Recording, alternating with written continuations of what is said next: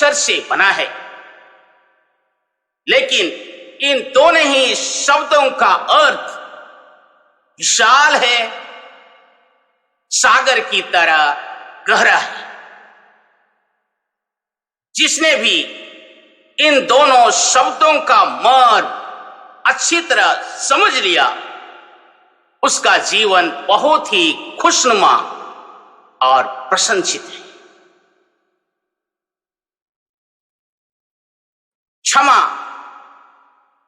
व्यक्ति के आंतरिक जीवन में आओ आपस में प्रेम भाव लाता है।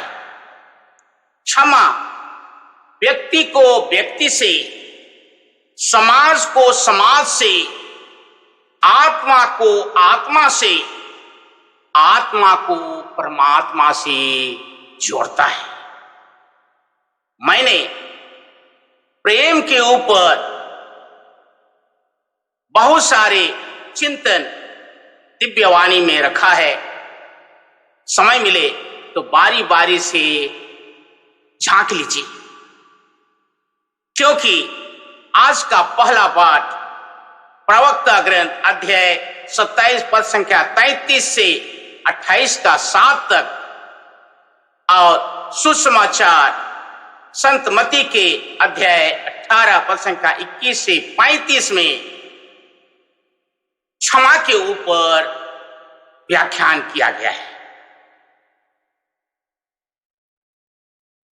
संत मती के सुसमाचार अध्याय 18 पद संख्या 21 से 35 में हम सुनते हैं कि कैसे पेतरुस यीशु के पास आया और पूछा, प्रभु यदि मेरा भाई मेरे विरुद्ध अपराध करता जाए तो मैं कितनी बार क्षमा करूंगा?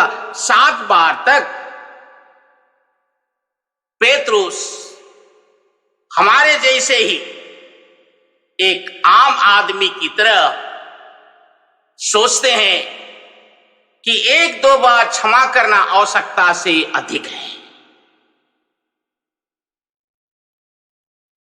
लेकिन यीशु ख्रीस्त ने कहा, मैं नहीं कहता 7 बार तक, परंतु 7 गुना 70 बार तक। यीशु ख्रीस्त कहना चाहते हैं कि हम सदा ही निरंतर एक दूसरे को क्षमा करते रहें, क्योंकि मनुष्य की आत्मा तत्पर है लेकिन शरीर दुर्बल है। भूल चूक गलती पाप होता रहेगा और इसलिए हम प्रत्येक जन को निरंतर क्षमा करने की जरूरत है। इस पर यीशु ख्रीस्त ने क्षमा विहीन सेवक का दृष्टांत सुनाया। इसमें कहता है कि मालिक ने सेवक के भारी कर्ज को बेशर्त क्षमा कर दिया, लेकिन वही सेवक अपने सह सेवक के छोटे कर्ज को क्षमा करने से इनकार कर दिया। ईश्वर करुणा और दया सागर है। हम प्रत्येक जन को यीशु ख्रीस्त केवल और केवल दृष्टांत नहीं सुनाते, परंतु अपने कथनी को करनी से परिभाषित करते हुए क्रूस के ऊपर मरने के पहले पिछली पीढ़ी, वर्तमान पीढ़ी और आने वाले पीढ़ी के लिए ईश्वर से कहा, हे पिता इनको क्षमा कर देना, ये लोग नहीं जानते हैं कि क्या कर रहे हैं। यीशु ख्रीस्त घृणा की जगह प्रेम के रास्ता को चुना, क्षमा के रास्ता को चुना, क्योंकि इसी में हमारी भलाई है, सबका कल्याण है। मैं व्यक्तिगत रूप से संसार के विभिन्न धर्मों के धर्म ग्रंथ, विशेषकर इस्लाम, जैन, बौद्ध, यहूदी और हिंदू धर्म ग्रंथों को छानने की चेष्टा की कि ये लोग क्षमा के ऊपर क्या कर रहे हैं। मैंने पाया कि हर मजहब और संप्रदाय के लोग क्षमा पर विश्वास करते हैं, लेकिन क्षमा हम ख्रिस्तियों का आधार है, क्षमा हम ख्रिस्तियों की पहचान है, क्योंकि क्रूस की वेदी से हम प्रत्येक जन रोज रोज हर पल क्षमा पाते हैं। जब हम ये हमारे पिता प्रार्थना करते हैं तो हम कहते हैं, और हमारे अपराध क्षमा कर जैसे हम भी अपने अपराधियों को क्षमा की है। अर्थात क्षमा ख्रिस्त के जीवन में रोज रोज हर पल हर घड़ी निरंतर चलने वाला सैक्रामेंट है। मार्टिन लूथर किंग ने कहा बहुत सुंदर सी बात, कहता है कि घृणा जीवन को लकवा मार देता है, घृणा जीवन में उलझने पैदा कर देती है, घृणा जीवन को अंधकार में धकेल देती है, लेकिन प्रेम हमारे जीवन के बहुत सारे बंदगी से मुक्त कराती है, आपस में सामंजस्य स्थापित करने में मदद करती है, जीवन का सुंदर चित्रण प्रस्तुत करती है। 2014 में अर्थ बिशप डेसमोंड टूटू और उसकी बेटी माफा टूटू ने फॉरगिविंग नाम का एक किताब लिखा। कहता है इसमें कि संपूर्ण विश्व के मानव जाति एक दूसरे से जुड़े गए हैं, जिसमें क्षमा स्वयं और संपूर्ण संसार की चंगाई के लिए चतुर्मुखी राह है। आगे कहता है, क्षमा हमारे पिछली जिंदगी को बदल नहीं सकता, क्षमा पिछली जिंदगी के दर्दनाक अनुभव को बदल नहीं सकता, लेकिन हां, क्षमा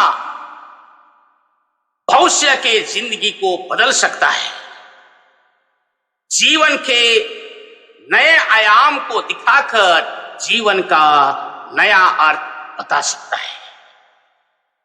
मेरे प्रियजन, जब तक हम लोग जिंदा हैं,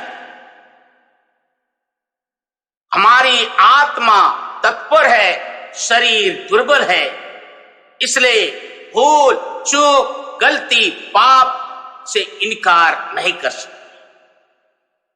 लेकिन याद रहे, हमारी कमजोरी, हमारी कमी, हमारी गलती हमारी पहचान नहीं है, लेकिन हमारा पहचान है कि हम ईश्वर के रूप में ईश्वर के प्रतीक बनाए गए हैं।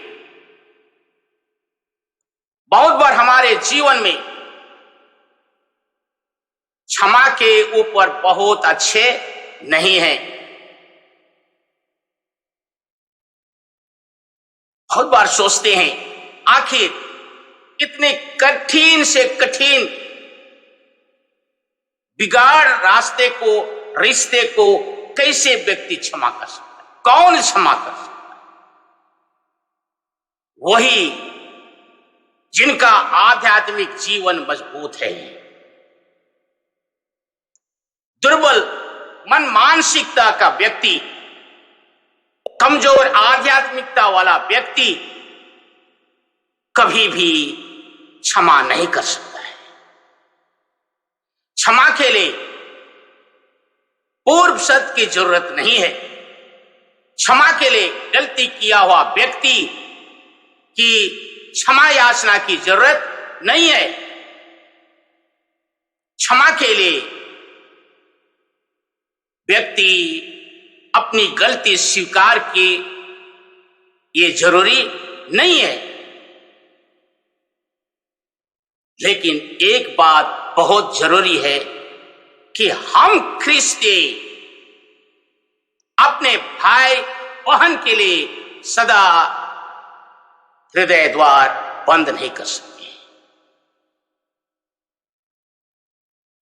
इस्राएली जब ईश्वर के हुक्म को नहीं माना, रिश्ता को तोड़ दिया, तो पिता ईश्वर बार बार संसार में आना चाहा, लेकिन अपने स्थान में उसने अपने एकलौते पुत्र को भेजा, जिसने